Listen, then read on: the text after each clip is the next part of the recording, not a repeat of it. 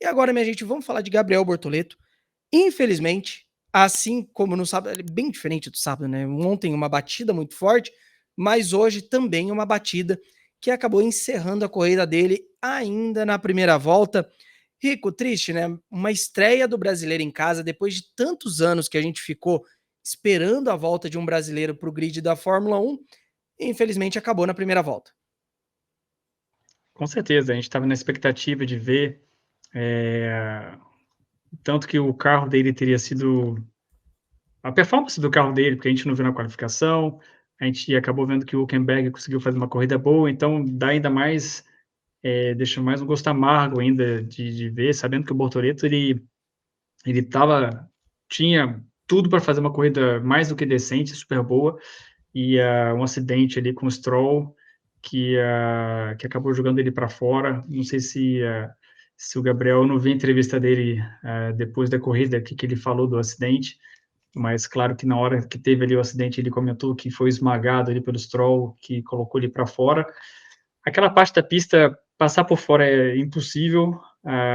Eu acho que, infelizmente, o Gabriel estava tentando fazer uma coisa de recuperação e recuperar o máximo possível, muito no começo da corrida já, meio que, não vou dizer que ele errou, mas você tem que saber com quem você pode ir para o fight ou não, né? E o Stroll, a gente sabe que o retrovisor para ele não é uma coisa muito útil, e ele já jogou até o Vettel para fora da corrida de forma bem estranhas, ou outros pilotos até, mas acho que ele acabou sendo um incidente de corrida. Ele se colocou numa posição ali muito arriscada, o Stroll não imaginou que alguém estaria ali, e que realmente é pouco provável alguém se posicionar de forma tão agressiva naquela parte da pista. Então acabaram que se esmagou ali e acabou perdendo o carro, e infelizmente terminando uma corrida que eu tenho certeza que teria sido muito boa para ele. E sabe o que é pior, Longo e Rico? Porque o Rico foi muito bem, o Stroll não imaginei que tinha alguém ali, mas eu tô revendo aqui o onboard do Bortoleto até chegar ao momento do acidente, e o Stroll, antes dele chegar ao bico de pato, o Bortoleto chegou a passar durante um milésimo o Stroll no pinheirinho. Então eles chegaram a ficar lado a lado e o Stroll sabia que ele tava ali, o Bortoleto.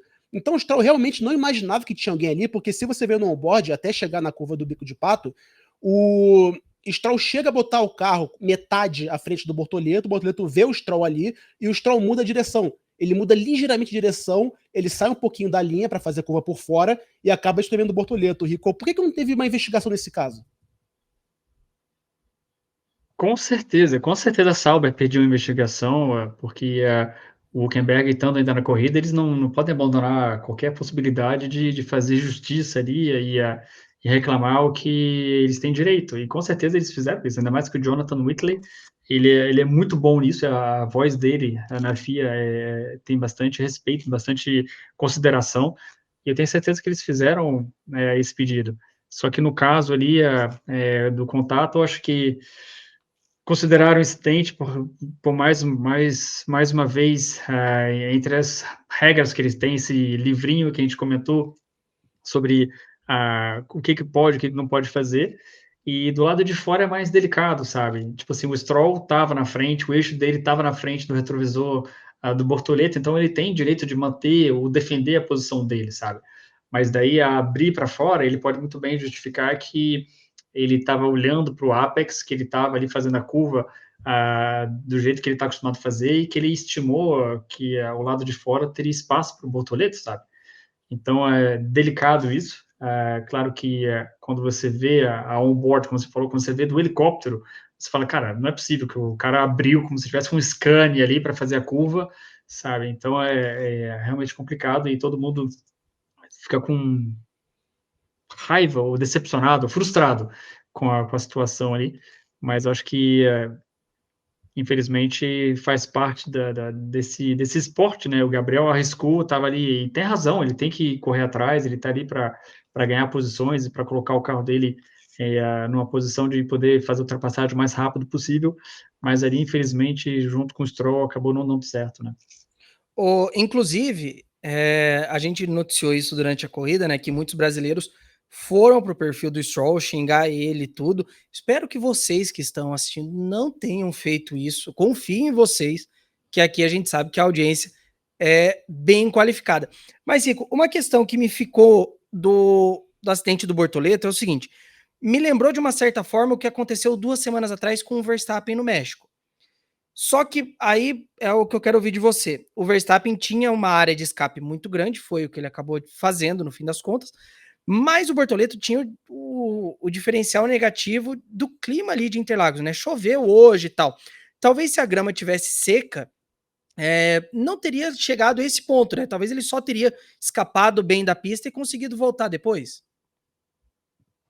Então, Gui, isso aí mais uma vez eu quero escutar o que ele, sinceramente, o que ele falou para Mariana Becker ou para algum outro jornalista ali do Mediapan, para entender qual a visão dele das coisas. Eu tive um piloto que ele tinha uma explicação que era plausível, mas que era uma interpretação diferente de todo mundo, que é o Romain Grosjean.